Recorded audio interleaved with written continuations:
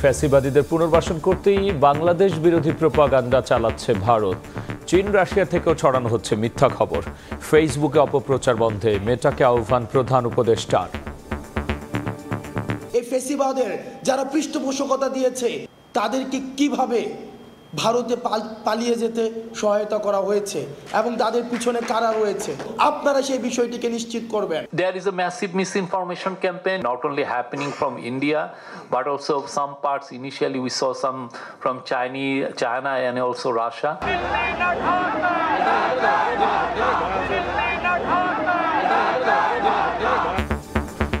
ঢাকায় দিল্লির high commission অভিমুখে বিএনপির ৩ অঙ্গ সংগঠনের পদযাত্রা। অপপ্রচার বন্ধের দাবিতে স্মারকলিপি। বাংলাদেশের সম্প্রীতি বিনষ্ট করার জন্য বিভিন্ন ধরনের চক্রান্ত করছে। চট্টগ্রাম দাবি করবে কি কারণে? তোমরা যদি ওইটা দাবি করতে পারো তাহলে আমরাও দাবি করব আমাদের নবাব সিরাজউদ্দৌলার বাংলা বিহার উড়িষ্যা ফেরত দাও আমাদেরকে। দেখছিলেন প্রধান শিরোনাম। রাতের সময় সঙ্গে আছি আমি গোলাম রাব্বি। এবার অন্যান্য শীর্ষ সংবাদ। কাল ঢাকায় আসছেন ভারতের পররাষ্ট্র সচিব। ফলপ্রসূ আলোচনার আশা উপদেষ্টা। সীমান্ত সহ অভ্যন্তরীণ নিরাপত্তায় বিজেপিকে সতর্ক থাকার নির্দেশ স্বরাষ্ট্রের। নতুন বছরের প্রথম দিন হচ্ছে না বই উৎসব। পরিমার্জনের কারণে ছাপাতে দেরি। খুলনায় গণশিক্ষা উপদেষ্টা। জানুয়ারির মধ্যেই পাবে সব পর্যায়ের শিক্ষার্থী।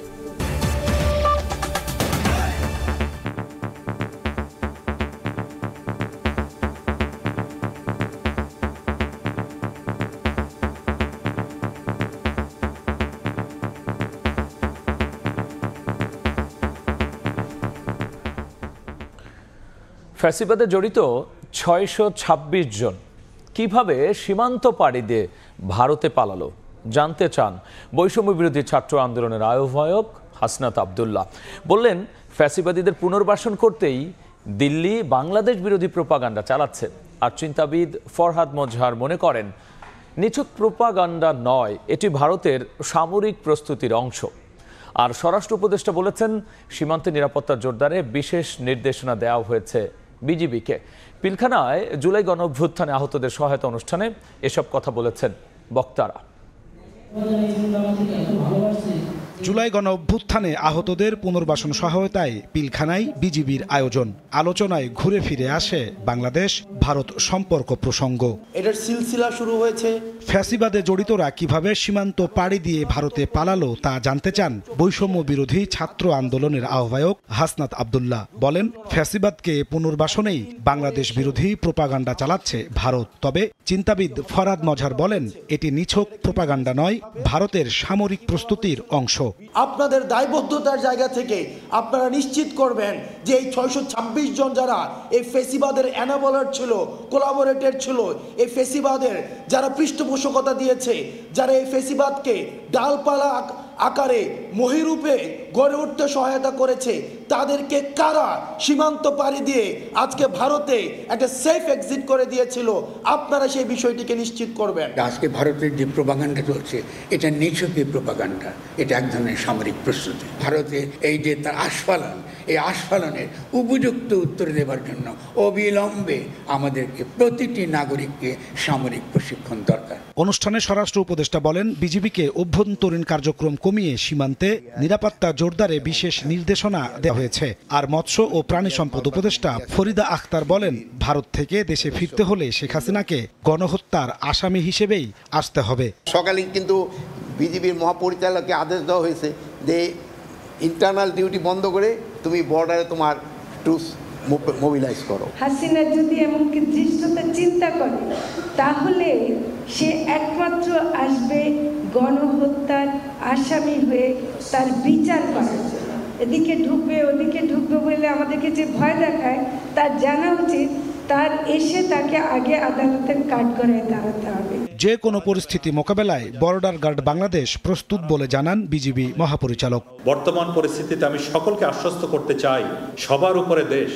এই মন্ত্রে উজ্জীবিত বিজিবির প্রতিটি সদস্য সীমান্তের অতন্দ্র প্রহরী হিসাবে সদা প্রস্তুত এবং দেশের জন্য যে কোনো পরিস্থিতি মোকাবেলায় দৃঢ় প্রতিজ্ঞ।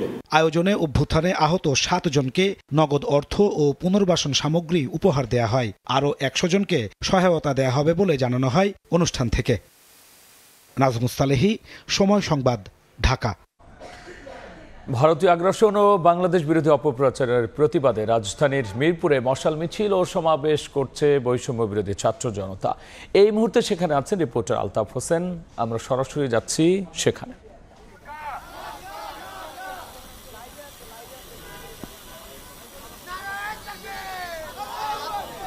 আলতাফ,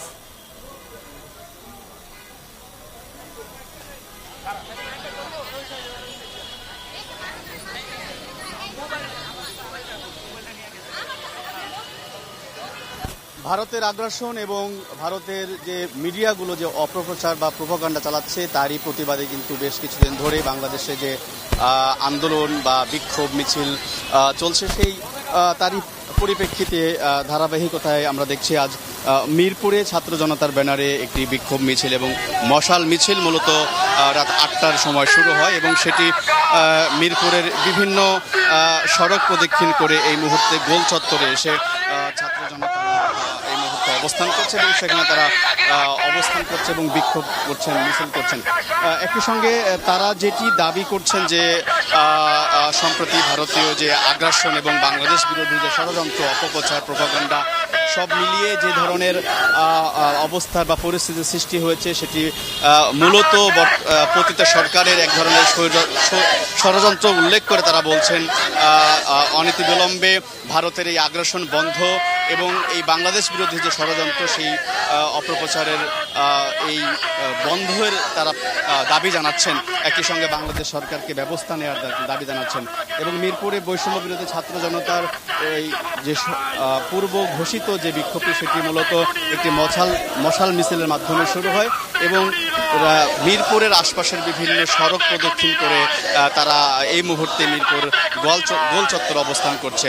এবং জানিয়ে রাখি যে বেশ কিছুদিন ধরেই কিন্তু বাংলাদেশে দেশের বিভিন্ন অঞ্চলে মূলত বিভিন্ন জায়গায় মূলত এই ভারতীয় আগ্রাসনের এই প্রতিবাদে কিন্তু আন্দোলন হচ্ছে, বিক্ষোভ হচ্ছে এবং তারই ধারাবাহিকতায় রাজধানীতে আজকে বেশ কিছু এলাকায় এরকম বিক্ষোভ হয়েছে, আন্দোলন হয়েছে এবং ছাত্র জনতা যেটি বলছেন যে পতিত স্বৈরাচার সরকারেরই মূলত ষড়যন্ত্র অংশ হিসেবে এবং তারা বলছেন যে বাংলাদেশকে নিয়ে ভারতের যে ষড়যন্ত্র সেটি যদি বন্ধ না হয় তাহলে তারা আরো কঠোর আন্দোলনের ডাক দিচ্ছেন তারা। এই ছিল মিরপুর থেকে আমার কাছে থাকা সর্বশেষ খবর। বৈষম্য বিরোধী ছাত্র জনতার বিক্ষোভ সমাবেশের সবশেষে আমরা সরাসরি ছিলাম। মিরপুরে যুক্ত হয়েছিলেন সহকর্মী আলতাফ হোসেন। এদিকে জুলাই অভ্যুত্থানে নিজেদের অন্যায় অপকর্ম স্বীকার না করে আওয়ামী লীগ উল্টো গুজব ছড়াচ্ছে বলে জানিয়েছেন প্রধান উপদেষ্টার প্রেস সচিব। তিনি বলেছেন দলটিকে নিষিদ্ধের কোনো পরিকল্পনা নেই সরকারের। সকালে এক সেমিনারে এসব নিয়ে আলোচনা হয়। নতুন বাংলাদেশ অর্জন, চ্যালেঞ্জ এবং উত্তরণ শীর্ষক সেমিনারে উঠে আসে 5 আগস্ট পরবর্তী বাংলাদেশের চিত্র। পাশাপাশি ভবিষ্যৎ বাংলাদেশের জন্য বন্দোবস্ত নিয়েও আলোচনা করেন বক্তারা। বাংলাদেশ নিয়ে নানান গুজব ছড়ানো হচ্ছে অভিযোগ করে প্রধান উপদেষ্টার প্রেস সচিব বলেন, শুধু ভারতীয় গণমাধ্যম নয়, চীন, রাশিয়া থেকেও ছড়ানো হচ্ছে মিথ্যা খবর। আওয়ামী লীগের রাজনৈতিক ইস্যু নিয়েও কথা বলেন Shafiqul Alam. There is a massive misinformation campaign. You have seen there is a, like what we initially saw, that there are like a misinformation campaign not only happening from India but also some parts. Initially we saw some from China and also Russia. We have invited all of them to visit Bangladesh, meet our people, meet the Hindu leaders, meet the minorities, to see what kind of country Professor Yunus has been leading over the last 4 months. But they are not interested. নির্বাচনী সব সমাধান নয়, তবে সুষ্ঠু ও অংশগ্রহণমূলক নির্বাচনের মধ্য দিয়ে সমাধানের পথ শুরু হতে পারে বলে মন্তব্য করেন বিএনপির আন্তর্জাতিক বিষয়ক সহ সম্পাদক রুমিন Farhana. Election cannot change everything, but of course election can be a good starting. And if we can establish a system where in every 5 years we get an election where people can vote freely, where the election is free, fair, and inclusive and participatory, then obviously the politics will start changing. তরুণরা নতুন বাংলাদেশে দূষিত রাজনীতি চায় না বলে জানান বৈষম্য বিরোধী আন্দোলনের এক সমন্বয়ক। As a youth, we had that vision that we need an alternative party in Bangladesh in any formation, so that can lead or that can carry the vision of youth. রাজনৈতিক ও ব্যক্তিগত আক্রোশ থেকে হামলাকে সংখ্যালঘু নির্যাতন হিসেবে না দেখে যে কোনো অপরাধ হলে যথাযথ ব্যবস্থা নেয়ার পরামর্শ দেন বক্তারা। সানবীর রূপল, সময় সংবাদ, ঢাকা। ভারতীয় আগ্রাসনের প্রতিবাদে ঢাকায় দেশটির হাই কমিশন অভিমুখে পদযাত্রা করেছে বিএনপির 3 অঙ্গ সংগঠন। নয়াপল্টন থেকে শুরু হওয়া কর্মসূচিতে কয়েক হাজার নেতাকর্মী অংশ নেন। রামপুরায় পুলিশ অনুরোধ জানালে পদযাত্রা শেষ করে হাইকমিশনের স্মারকলিপি দেন নেতারা। ভারতীয় আগ্রাসন প্রতিরোধে কর্মীদের প্রস্তুত থাকারও আহ্বান জানিয়েছেন তারা।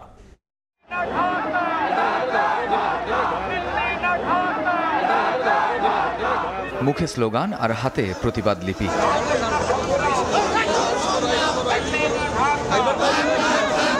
বিএনপির কেন্দ্রীয় কার্যালয় নয়াপল্টনের সামনে হাজার হাজার নেতাকর্মী জড়ো হন ভারতীয় আগ্রাসনের প্রতিবাদে। যুবদল, স্বেচ্ছাসেবক দল ও ছাত্রদলের আয়োজনে প্রতিবাদী যৌথ পদযাত্রা ও ভারতীয় হাইকমিশনে স্মারকলিপি প্রদান কর্মসূচি উপলক্ষে এই ঢল। শান্তিপূর্ণ কর্মসূচির মাধ্যমে ভারত সরকারকে সতর্কবার্তা দেয়া হলো জানিয়ে 3 সংগঠনের নেতারা বলেন, অবস্থার পরিবর্তন না করলে ভারত বিরোধী আরও কঠোর কর্মসূচি দেয়া হবে। পদযাত্রা থেকে ইন্ডিয়াকে সতর্ক করতে চাই, এই ধরনের ন্যাক্কারজনক কাজ বন্ধ করুন। পরিকল্পিতভাবে বাংলাদেশের সম্প্রীতি বিনষ্ট করার জন্য বিভিন্ন ধরনের চক্রান্ত করছে। বাংলাদেশের উপরে যে আগ্রাসী মনোভাব পোষণ করে তা থেকে বিরত থাকবে, নয় আমরা এর থেকেও কঠিন কর্মসূচি দিতে বাধ্য হব।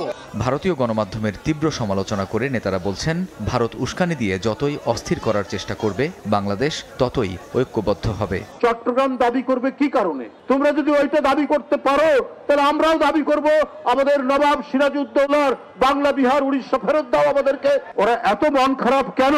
ভুটান তাদের সাথে নেই, নেপাল নেই, পাকিস্তান নেই, শ্রীলঙ্কা নেই, ছোট্ট একটি দ্বীপ রাষ্ট্র মালদ্বীপ তাদের সাথে নেই। ওদের সাথে কেউ বন্ধুত্ব করতে পারে না। নয়াপল্টন থেকে শুরু হয়ে কাকরাইল, শান্তিনগর ও মালিবাগ হয়ে রামপুরা এসে পুলিশের অনুরোধে শেষ হয় পদযাত্রা। পরে 6 সদস্যের প্রতিনিধি দল স্মারকলিপি নিয়ে যান ভারতীয় হাইকমিশনে। কামরুজ্জামান মামুন, সময় সংবাদ, ঢাকা। বাংলাদেশ নিয়ে ফেসবুকে বিভ্রান্তিমূলক অপপ্রচার ঠেকাতে মেটাকে ব্যবস্থা নেওয়ার আহ্বান জানিয়েছেন অন্তর্বর্তী সরকারের প্রধান উপদেষ্টা ডক্টর মোহাম্মদ ইউনূস। মেটার মানবাধিকার নীতির পরিচালক মিরান্ডা সেসন্স প্রধান উপদেষ্টার সঙ্গে সাক্ষাৎ করে এই আহ্বান জানিয়েছেন তিনি। এদিকে প্রধান উপদেষ্টার প্রেস উইং জানিয়েছে, বাংলাদেশের সার্বভৌমত্বের বিষয়ে যে কোনো অপতথ্য মেটার নজরে আনা হবে। এদিকে বিচারের প্রক্রিয়া এগোনোর পর শেখ হাসিনাকে ভারতের কাছে ফেরত চাওয়া হবে বলেও জানিয়েছেন প্রেস সচিব।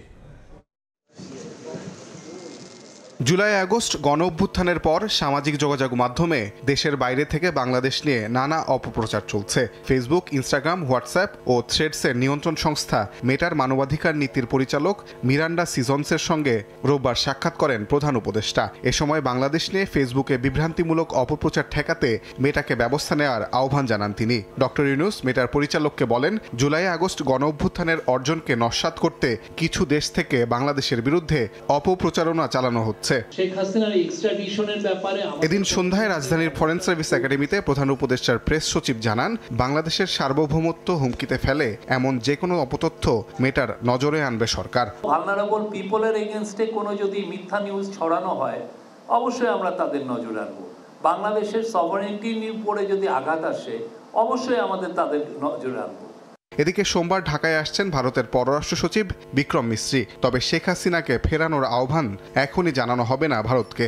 বিচারিক প্রক্রিয়া এগোনোর পর আনুষ্ঠানিকভাবে ভারতের কাছে শেখ হাসিনাকে ফেরত চাওয়া হবে বলে জানান প্রধান উপদেষ্টার প্রেস সচিব। ইন্ডিয়ার সাথে আমাদের একটা এক্সট্রাডিশন ট্রিটি আছে, সেটা এক্সট্রাডিশন ট্রিটিতে আবার কিছু সার্টেন লিগাল প্রসিডিউরটা করে তারপরে আপনি এটা একজনকে এক্সট্রাডিশন চেতে পারেন। তো আমরা সেই প্রসিডিউরটা আমরা কমপ্লিট করছি।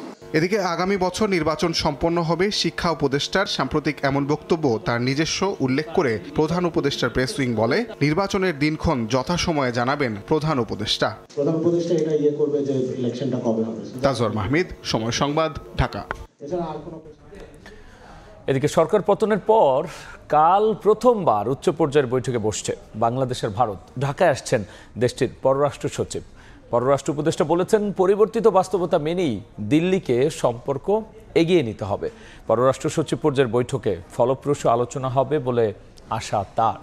পরিবর্তন মেনে নিয়েই দুদেশের সম্পর্ক এগিয়ে নিয়ে যেতে হবে বলে মনে করেন পররাষ্ট্র উপদেষ্টা তৌহিদ হোসেন। সাম্প্রতিক সম্পর্কের কারণে শুধু বাংলাদেশের নয়, ভারতেরও অর্থনীতি ক্ষতিগ্রস্ত হয়েছে বলেও জানান তিনি। রোববার জাতীয় প্রেস ক্লাবে সার্ক জার্নালিস্ট ফোরামের সেমিনারে এসব কথা বলেন উপদেষ্টা।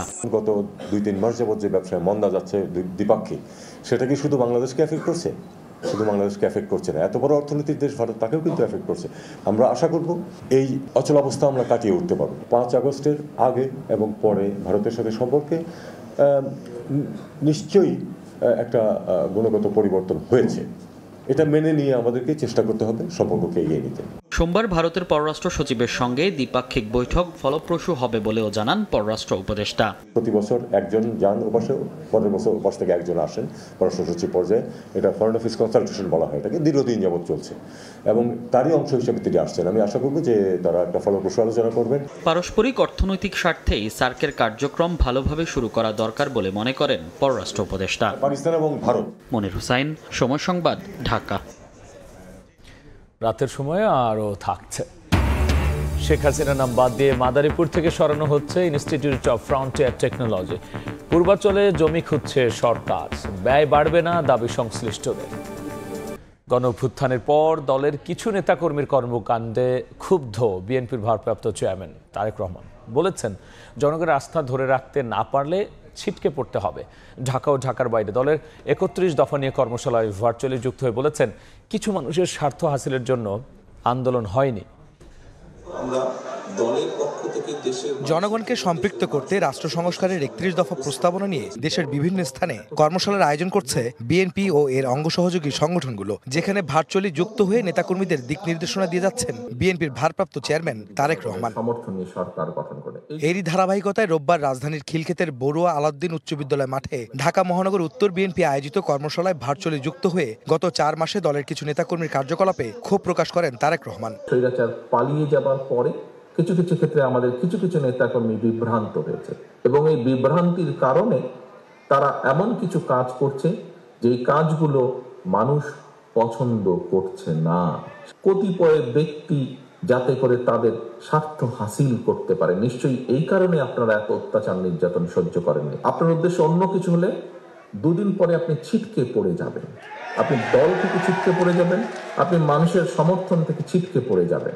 এরপরেই রংপুর ও বরিশাল বিভাগীয় কর্মশালায় যুক্ত হয়ে তারেক রহমান বলেন, বিএনপির একার পক্ষে দেশ পুনর্গঠন সম্ভব নয়। ঐক্যবদ্ধভাবে যেমন আন্দোলন হয়েছে, তেমনি রাষ্ট্র মেরামতের জন্য সবাইকে একসঙ্গে কাজ করতে হবে। একক বিএনপি শুধু একা পারবে না দেশকে গড়তে।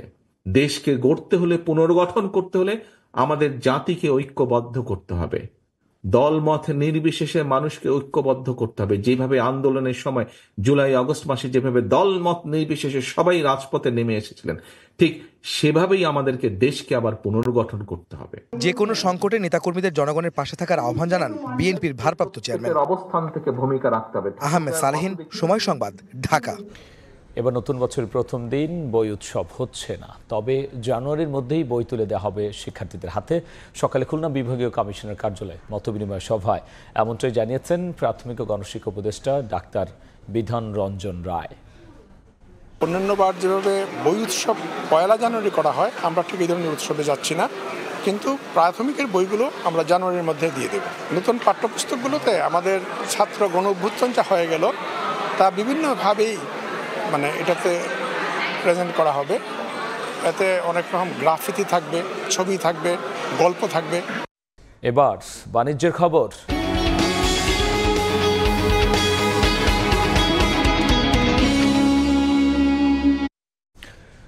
শেখ হাসিনার নাম বাদ দেওয়ার পর এবার মাদারীপুরের শিবচর থেকে সরানো হচ্ছে বিশেষায়িত প্রযুক্তি প্রতিষ্ঠান ইনস্টিটিউট অফ ফ্রন্টিয়ার টেকনোলজি। প্রকল্পটি বাস্তবায়নের জন্য রাজধানীর পূর্বাঞ্চলে জমি খুঁজছে সরকার। সচিব বলছেন, আওয়ামী লীগ সরকারের নির্ধারণ করা জায়গাটি প্রযুক্তি শিক্ষার জন্য উপযুক্ত নয়। স্থান পরিবর্তন হলেও প্রকল্প ব্যয় বাড়বে না বলে জানাচ্ছেন সংশ্লিষ্টরা। শুভ খানের report. Cyber security, artificial intelligence সহ প্রযুক্তির নানা খাতে দক্ষ মানব সম্পদ গড়ে তুলতে 2022 সালের 1 জানুয়ারি পদ্মা সেতুর পাশে মাদারীপুরের শিবচরে তৎকালীন প্রধানমন্ত্রী শেখ হাসিনার নামে ইনস্টিটিউট অব ফ্রন্টিয়ার টেকনোলজি গড়ে তোলার সিদ্ধান্ত হয়েছিল। বিশেষায়িত এই প্রযুক্তি প্রতিষ্ঠানের ভিত্তিপ্রস্তর স্থাপন করা হয় 2023 সালের 31 জানুয়ারি। তথ্য প্রযুক্তি বিভাগ বলছে 1503 কোটি টাকা ব্যয়ে প্রকল্পের প্রথম পর্যায়ে 9তলা গবেষণা ভবন, 3তলা প্রশাসনিক ভবন, 2টি ডরমিটরি এবং কর্মকর্তাদের জন্য 2টি বাংলো সহ 6টি বিশেষায়িত ল্যাব স্থাপন করা হবে। আর দ্বিতীয় পর্যায়ে মাটির সক্ষমতা বিবেচনায় 52 থেকে 71 তলা বিশিষ্ট একটি প্রযুক্তি টাওয়ার নির্মাণেরও পরিকল্পনা ছিল ক্ষমতাচ্যুত সরকারের। সরেজমিন প্রকল্পের অগ্রগতি দেখতে শিবচরে সময় সংবাদ। অধিগ্রহণ করা প্রায় 70 একর জমিতে 2 বছরেও বালু ভরাটের কাজ অর্ধেকই হয়নি। প্রকল্পের জমি থেকে মাটি তুলে দেয়া হয়েছে দেয়াল। তথ্য প্রযুক্তি বিভাগ বলছে প্রকল্প সংশ্লিষ্ট নানা কাজে জুলাই 2024 পর্যন্ত 248 কোটি টাকা ব্যয় হয়েছে। রাজনৈতিক পট পরিবর্তনের পর প্রথমে শেখ হাসিনার নাম বাদ দিয়ে প্রকল্পের নাম পুনর্নির্ধারণ করে Bangladesh institute of frontier technology করা হয়। এবার নামের পর বাদ যাচ্ছে প্রকল্পটির জন্য নির্ধারিত স্থানও। পূর্বাঞ্চলে চেষ্টা করছি, সরকারের অন্য যে মন্ত্রণালয় আছে তাদের সাথে আমরা আলাপ করছি। এটা মাদারীপুরে আসলে ঠিক প্রপারলি ওয়েল প্লেস নয়, আমাদের মালিকানায় আছে, আমরা হয়তো অন্য কাজ করবো এটাতে। 2022 সালে নেওয়া এই প্রকল্পটি বাস্তবায়নের কথা রয়েছে 2026 সালের 31 ডিসেম্বরের মধ্যে। শুভ খান, সময় সংবাদ, মাদারীপুর। গঠিত হলো বাংলাদেশ ট্যাক্স লয়ার্স অ্যাসোসিয়েশনের অন্তর্বর্তী কার্যনির্বাহী কমিটি। সকালে ঢাকা ট্যাক্সেস বার অ্যাসোসিয়েশন হল রুমে অনুষ্ঠিত বিশেষ সাধারণ সভা হয়। পরে রমিজউদ্দিন আহমেদকে সভাপতি ও মাজেম আলী খানকে মহাসচিব করে 251 সদস্যের অন্তর্বর্তী কমিটি ঘোষণা করা হয়। সভায় 64 জেলার প্রতিনিধিরা অংশ নেন।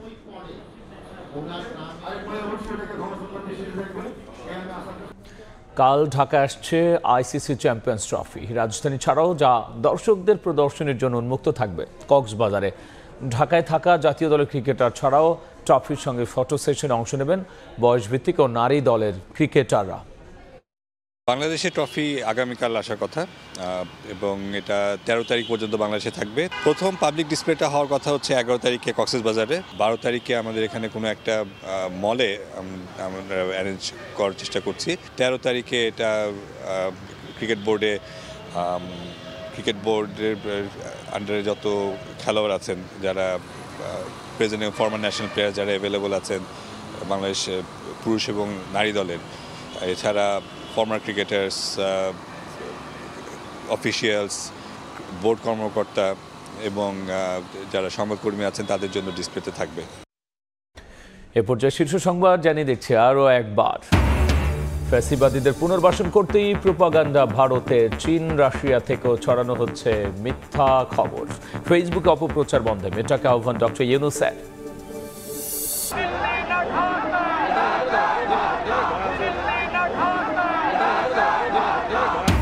ভারতীয় আগ্রাসনের প্রতিবাদে বিএনপির 3 অঙ্গ সংগঠনের পদযাত্রা। অপপ্রচার বন্ধের দাবিতে হাই কমিশনের স্মারকলিপি। মিরপুরে ছাত্র জনতার মশাল মিছিল।